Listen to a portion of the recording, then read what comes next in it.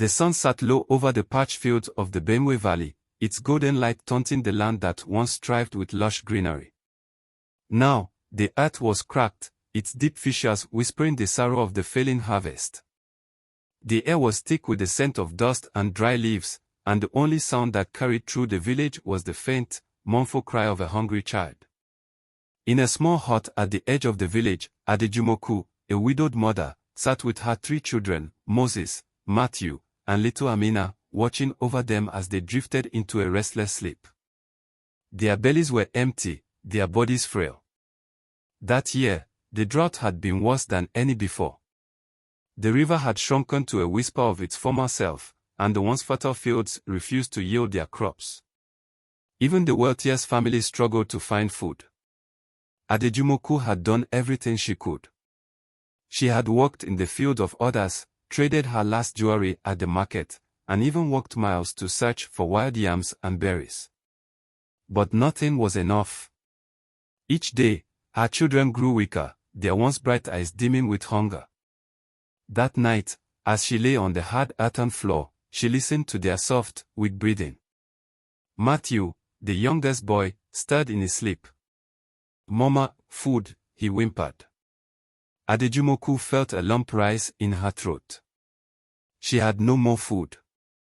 No more hope. No more strength to watch her children suffer. That was when she remembered how legends talked about the great ikuku, the path of the departed. The forbidden cave and the whisper of spirits. For generations, the elders had spoken of a sacred place hidden deep within the dark forest, a cave that held the fruit of life, a fruit that could end hunger forever. But no one who had gone in search of it had ever returned. They said it was a place of spirits, of trials, of ultimate sacrifice. Adéjùmọ had never believed in such legends before. But what other choice did she have? As the moon cast silver light upon the village, she rose quietly, wrapping a faded cloth around her shoulders. She knelt beside each of her children, kissing their foreheads softly. She whispered a prayer to the ancestors. Then, without looking back, she stepped out into the night. The path to the dark forest was treacherous. Twisting roots clawed at her ankles, and the howls of unseen creatures echoed in the distance. The trees stood like silent giants, their ancient limbs whispering secrets to the wind. Adéjùmọ's heart pounded, but she did not falter. She was a mother, and a mother's love knew no fear. After what felt like hours, she reached the entrance of the cave. It loomed before her like the mouth of a great beast, its breath cold and unwelcoming. A strange mist curled at its edges, and the air vibrated with unseen energy. The moment she stepped inside, a deep voice rumbled from the shadows.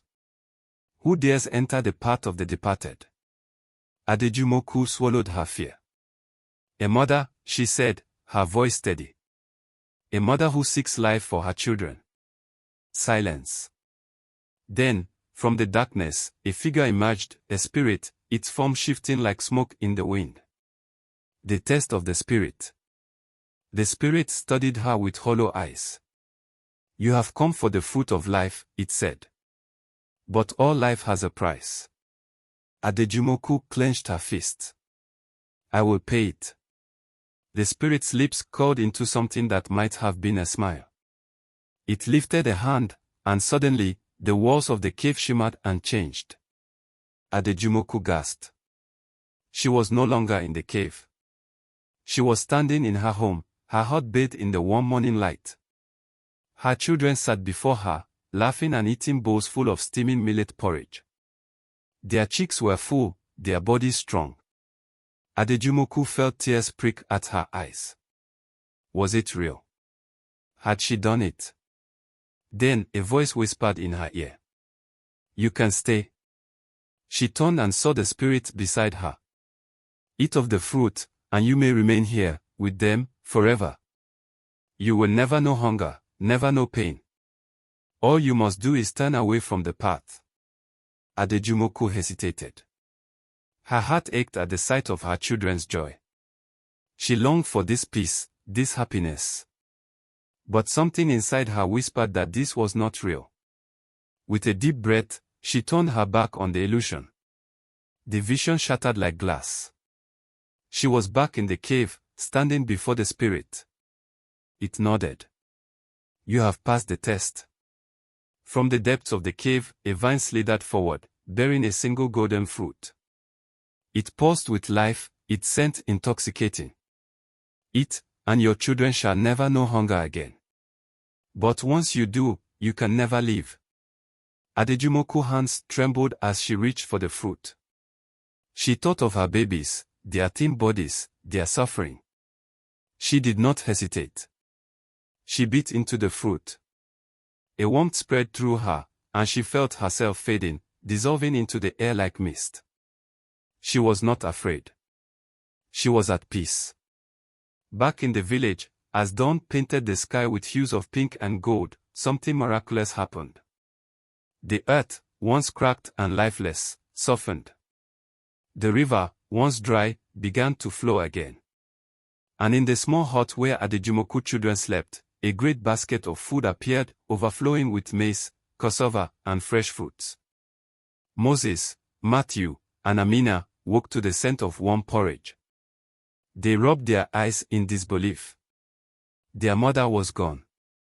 But she had left them life. The villagers gathered in awe, whispering among themselves.